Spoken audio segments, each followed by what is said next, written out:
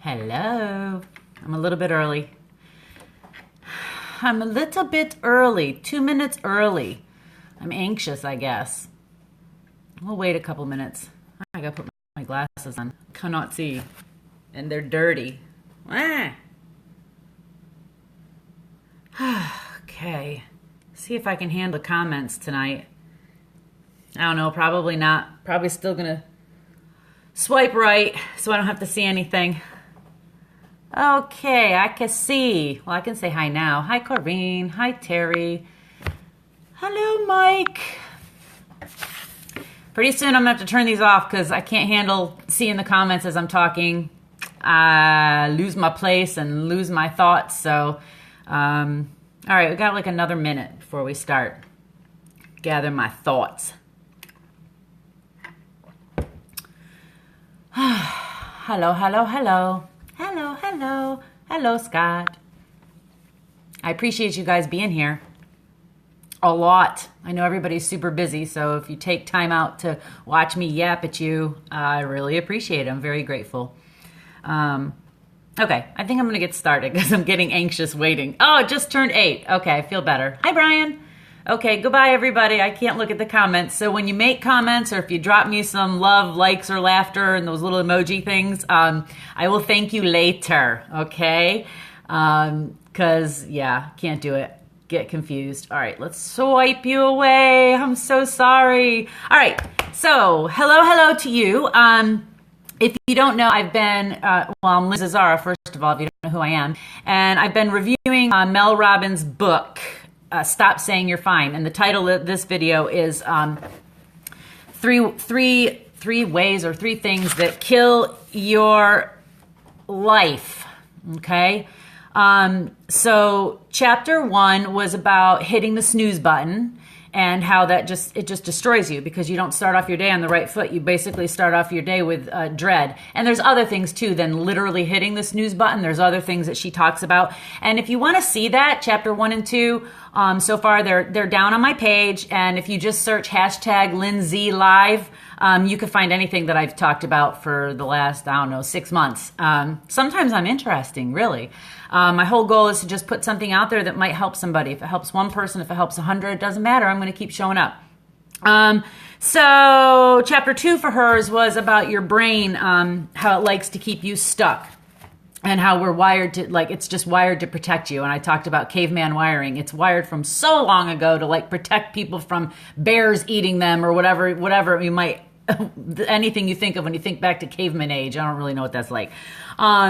So again, chapter 3 is about routines and how to kick them and basically how to find some freedom. I like this one, but I'm going to have to look a lot because there's a lot more information and a lot that I want to share, and I want to be as quick as I can to not take up all of your time. So she starts out by talking about how many people feel totally blah or burned out by life. I'm curious if that is you, and if you're comfortable, if you could just drop a yeah, that's me, or right on or something in the comments so that I can know and so that you can know that you're not alone. A lot of people feel blah and just a little bit run down with life. And she basically says why. It's 3 things: choices, uncertainty, and routine. So I'm going to go through them real quick. One was too many choices. Why do choices matter? Because in this day and age, we are completely overloaded. Our brains are overloaded with every single thing that we do. I mean, right from, there's 100 cereals to choose from and 15, maybe more different kinds of chips. And, even when you go to a restaurant and the menu has everything you can think of on it, it just sometimes you just, especially if you're hungry. I know I'm like that. I'm like, I can't even think. And then the waiter comes over and I'm just pressured and I'm like, ooh, this one, there's just too much right now. And some people might say that's great. It's democracy. You have a right to choose. Yeah, I agree.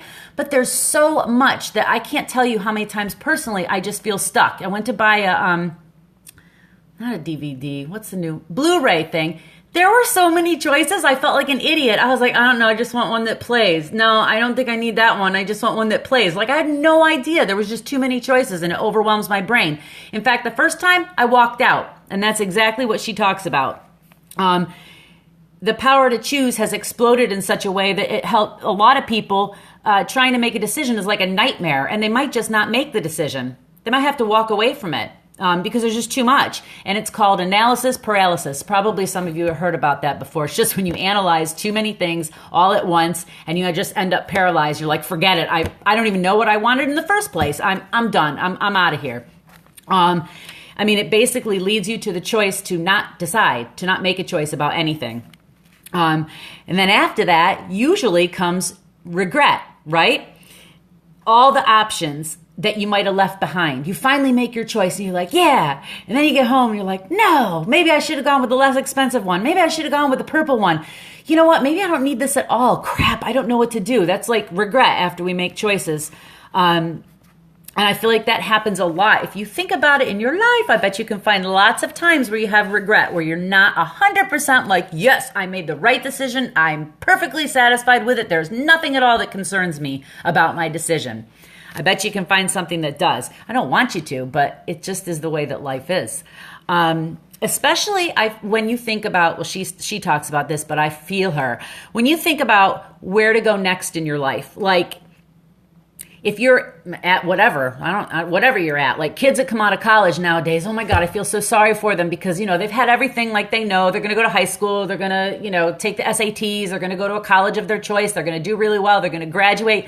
So many kids that I know get out and they have no idea what to do next. There's so many choices out there and there's so many directions to go in, but then they have to really worry about money almost immediately because we don't make enough money. A lot of us in the middle class, you don't make enough money to really survive. So every year you go into debt and they don't want to be made like their parents. And it looks like my life is going crazy. So just bear with me. Oh, there we are again. So they end up stuck and they end up ruminating, which is basically just thinking about the same thought all the time until you maybe can't even sleep because you're just stuck. So you just stick with what you know. So she says the same thing in every chapter so far. Just pick something. It doesn't matter. Pick anything, pick something. If it's small, just pick it and do it. And especially if it's totally scary. Those are the best things to pick. If you're totally frightened like me of these lives every time, I don't want to do it every time. I think to myself, who in God's name wants to listen to me yapping about a book? Who's going to take their time to do that? But you know why I keep going? Because I took that tiny step and I started something and some people have reached out. Hey, Lynn, that really helped me. Hey, Lynn, that was cool. Hey, Lynn, saw you on the live. This is what I got from it. Some people made their kids watch it. Which tells you something if kids are already worried about taking a step forward and all the junk that's in their brain.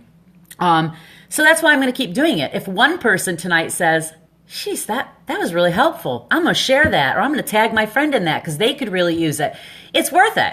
So it's like a drive that's happening now. I don't ever feel like doing it, but if you watch the other ones, so what? Who feels like doing much of anything other than something that's totally fun, right? Anything that's hard or is going to bring you to some level of achievement or is different or, you have to do to move up the ladder, whatever it is, most people don't feel like doing anything, but you got to do it anyways, right?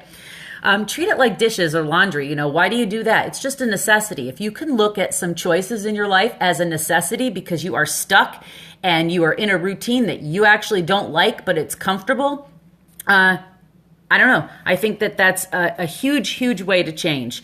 And she always talks about that. Pick something even though if it's scary. And the brain literally needs exploration. Like it needs new habits in order to change. It needs a new way, whatever, that those neurons, that path that they take all the time when you're confronted with something that you've been confronted with before, or when you're doing something that you've just done every single day of your life, your brain just goes right down the same pattern. And if you want to change it at all, it fights you.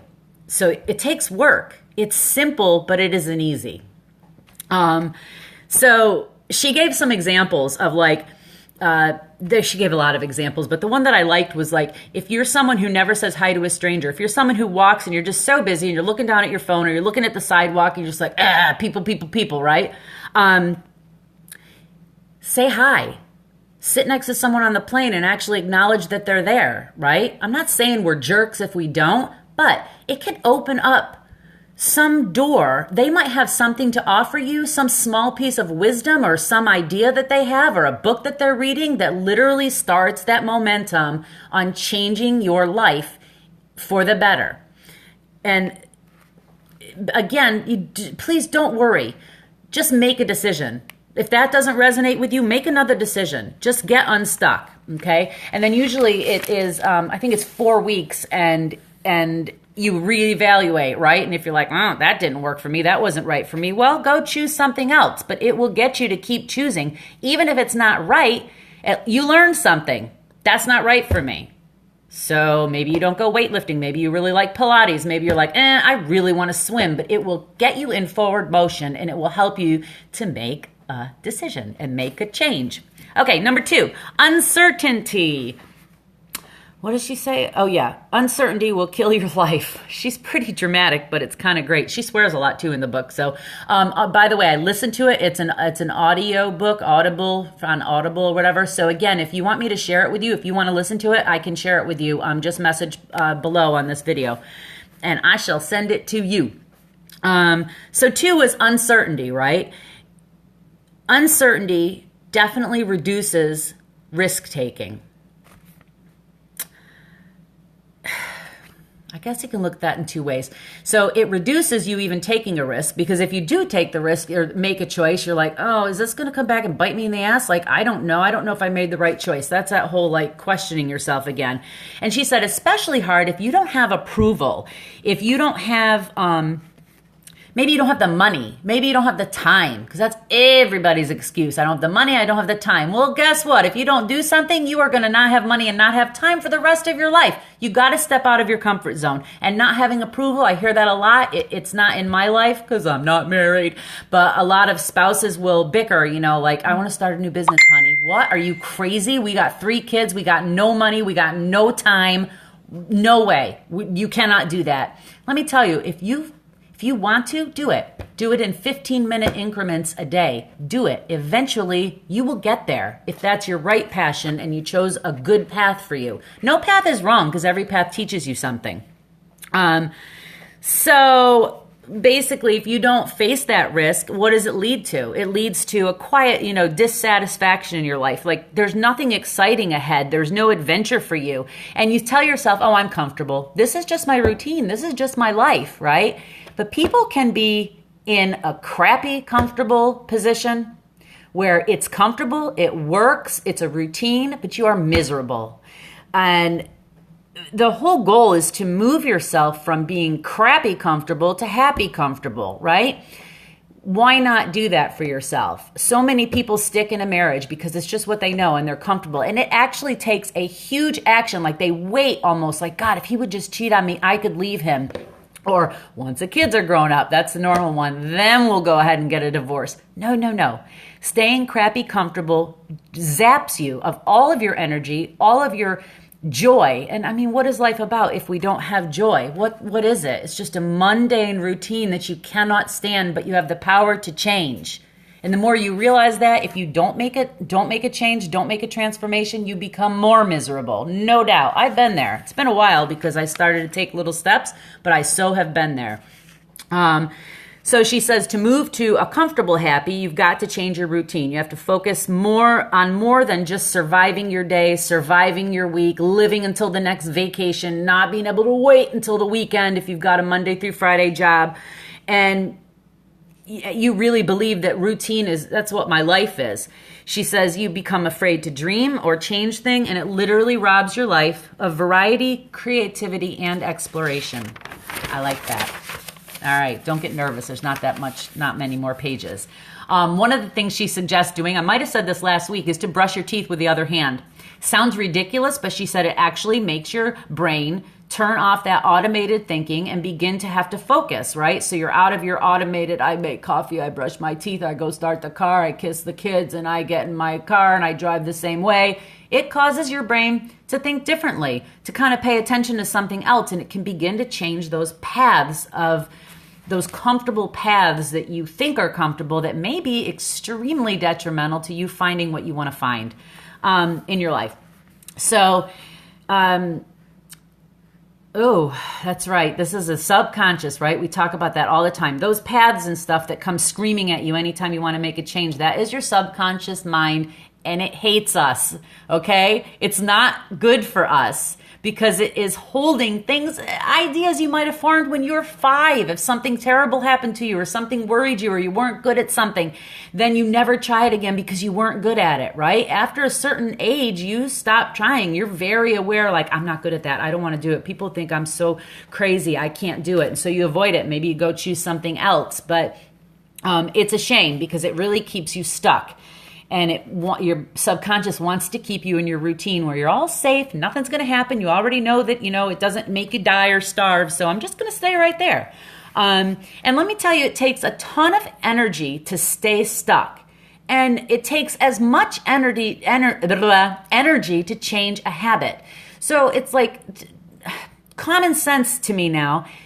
Spend that energy where you are stuck. Why just take a step and spend that energy getting unstuck, moving towards something. Even if you hate it, if you're so uncomfortable, if you're so fearful, you're like, oh my God, I'm so stupid for doing this. Just like me with these lives, right? Oftentimes I'll have like 2 or 3 people on, but then 300 will watch. So you have to think to yourself, I'm making an impact somehow. Why would anybody watch me unless they want to hear what I have to say? Or they enjoy it or it helps them in some way. Yeah, emotional storm, blah, blah, blah, mind over matter. She says mind over matter is a thing that can be controlled, or that happens to you, but wait, it's not impossible to break it or something like that. Like you really can't just rely on mind over matter. You have to consciously make a choice to do something different. Darn it, this slide is going wackadoodle again.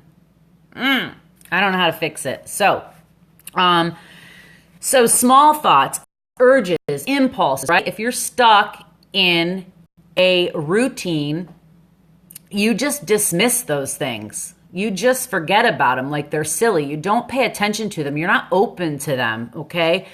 But it's those small moments, those small things that you notice, those tiny things that you alter in your life that actually creates the momentum that you need to seize the moment, to see the opportunity. Your brain won't even see it if you just stick in your routines. So of course she says, stop thinking about the past. Easier said than done. She mentions clean slate, which I don't really believe in because I believe you can't. You have a slate, it's written on. You can't just act like it doesn't exist. You can move forward from it and not dwell on it. You can create a new story for yourself that matches who you are now and not who you were then. You can look at it and learn from it and make better choices as you move forward and break patterns that aren't good for you or your life or the people around you that you love. So one of the things that she asked us to do is to write down, what do you want to achieve right now? What's one thing right now? It doesn't matter how small it is that you really want to achieve, that you're unhappy that you haven't achieved it, but you're so comfortable in your routine that you don't even want to take the energy to change it. You feel like it's impossible. It's not. Everything's possible. Write it down and then tell someone. That's always the accountability piece, right? Write it down, make a decision, write it down, then tell someone, hey, this is what I'm up to. This is what I'm going to try to do. It really isn't all that much work to change your life. Holding on to habits, though, is exhausting for your brain and your body. So another thing she says, which I love, I mean, it's sad in a way, but it makes so much sense because I see it all around me, that a crisis, however you say that, can be a blessing. I know some of you know exactly what I mean by that because you've gone through horrendous things that have changed your life forever. Sometimes I know it's not that great, and I'm sorry for that if that's you. In other ways, for other people, it can be a fantastic thing, a crisis, a loss of a job, what else does she say? I don't know. It's the only one I can ever think of. A sudden divorce that you never expected. Those are a couple of things. Then you are forced to change. You are put into a moment where things cannot stay the same. You just can't wish them to stay the same. And you are forced to make a change. Now, if you take baby steps toward a positive change, it could be the very best thing in your life. You can't overthink it. You just don't have a choice. You can't ruminate on it. Especially if you lose your money, right? What are you going to do? You have to make money to survive, unless, I don't know, you're some nomad living, I don't even know, off the grid somewhere. But to survive in that moment, you have to take action. You have to make a decision. You have to plug along. And that drive opens doors that you never knew existed. I think about Oprah all the time, right? I have a ton of people in my business that came from nothing. They came from horrendous backgrounds. There are people with no education, with no free will, if you will, in some things, because the abuse level was, horrendous, and they had absolutely nothing to push themselves forward. But they had to. There wasn't a choice, so they did, and they became highly, highly successful and just powerful, powerful people. Now, you don't have to take it that far, but in your own life, why would you not want to be powerful and have control over yourself, your emotions, and your choices, and feel proud of what you've done, that you haven't just sat in a routine every single day, coffee, breakfast, kiss the wife, get in your car, drive to work, go into work, do your job. Can't wait till it's gone. Just do your job to earn the paycheck. Come back home, watch TV, eat some dinner, watch more TV. Think about that. There's probably not many of you who say, oh, that is a great life. I am so satisfied with that life. There's nothing more that I want. I love this routine. Probably not. Okay. I don't know. I don't want to talk about that part. I don't want to go on too long. I value your time. So the next part is wondering. And she says that wondering will totally mix up your brain, and it will allow you to discover and to become your powerful self that we are all born to be. We are all born with a blank slate, right? And you can mold it and shape it especially as you grow up. You can see, if you wonder about things, you're going to see opportunities that are right in front of you, and you're going to be able to seize them. You're not going to miss them, right? You're not going to miss all the detour signs and the signals that tell you, change direction, man. You can make a choice to listen, pay attention, take a tiny step in another direction. You never know. It could derail your life for the better. And one of the things she says, I don't know if I could do this, is to walk around one day and just picture everybody that passes you in their underwear. Ask what kind of underwear they wear. Sorry, it's not a stage thing. That's from me being on stage. Just think to yourself, every single person that day, I wonder what kind of underwear they have on. Or, cars are going by. Oh my God, I wonder how much gas is in their tank. It sounds ridiculous, but it changes your brain chemistry to begin to wonder. And that opens so many doors in your brain. It seems silly, it seems small, but it literally derails your brain from your routine. And when you break out of the routine, it gives yourself something to actually look forward to. It introduces that element of surprise back into your life and wonder, just like kids have, right? All right, let me skip that part. So it stimulates the growth of your brain cells. That's about as scientific as I get. But it literally stimulates them and heightens your awareness, and you can't really zone out, or you can't stay in your routine, because all of a sudden you're aware, you're looking around, you're paying attention, right? So little connections can provide you wonderful habits and experiences. We know that. It creates like a butterfly effect, if you want it that way. So you can go from a Groundhog Day movie to the butterfly effect, where one small action leads to another one, and you have no idea where it's going to leave you. I think about being braver in my business, right? I was watching some people, then I had a little idea, then I would write it on Facebook, then all of a sudden I was like, I'd make a video just on my own, then post it on Facebook, and then now it's some lives.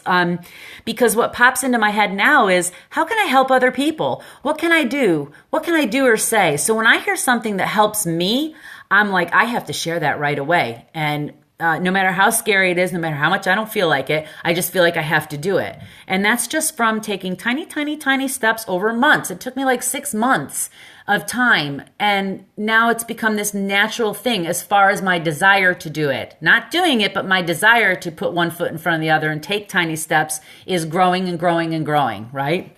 Like I take that walk now. When I go home from that little walk, right? I'm trying to not beat myself up that it's not Tybo or all the stuff that I used to love to do when I was super fit. I say, you're taking the walk. That's good enough. It has made me more productive when I get home. It has made me start to dream a little bit more about things, like daydream. I found like this powerful side that just is thinking all the time and gives me like this look into my future that is so much more positive. Even though like I'm still in some mundane things. I don't ever feel like going to work. I make good money, so I go to work, right? I kind of have to right now, but I'm working on something else to where I'm not going to have to do that anymore. And that will bring fullness to my life. And I feel like that will be who I'm meant to be. So it all boils down to this. You have a choice. Choose differently than you would normally choose. You're uncertain. Take any step toward anything at all. You're in a monotonous routine. Change a small thing, anything. All of this opens up your brain to opportunities, and it just helps you have that wonder and that curiosity about life like kids do. They just go for what they want. They keep falling down. They keep failing at it, and they get up and they try it again. Otherwise, we would never even learn how to walk. Think about it like that. Just keep going. Get bruised, get beat up, have your ego smacked around a little bit. Who cares? If people don't approve, who cares? Those people will just fall out of your life. That's fine. Sometimes that has to happen. So that's about it, because it's all kind of on the same thing, because this chapter was only 20 minutes long. So again, if you want this book on Audible, please just drop a message below and I'll send it to you. Probably over Messenger is the easiest way. I'll send you the link and you can get on there and just get the book and listen to it, because it's pretty amazing if you feel like you maybe are stuck in your life. And feel free to tag anybody who you think this might help, or put their name down in the comments, or you can even share it if you want to. That's fine too. And if you're here and I don't know it because I don't have the little comments up, please go ahead and let me know that you were here so I can reach out to you. If you're shy about putting a note in the comments or something, just DM me. Send me a message in Messenger. So let's stop pretending that everything is okay. Let's stop pretending that we are fine, because fine isn't enough. So let's cut through the BS together, please, and change our lives. What way? Living like you're fine? That's horrendous. Who wants to live like? I don't want that for you, okay? So I'm going to see you next week on Wednesday. We'll do chapter 4. And if no one told you yet today, I love you. I do. So let's talk soon and have a great night. Bye-bye.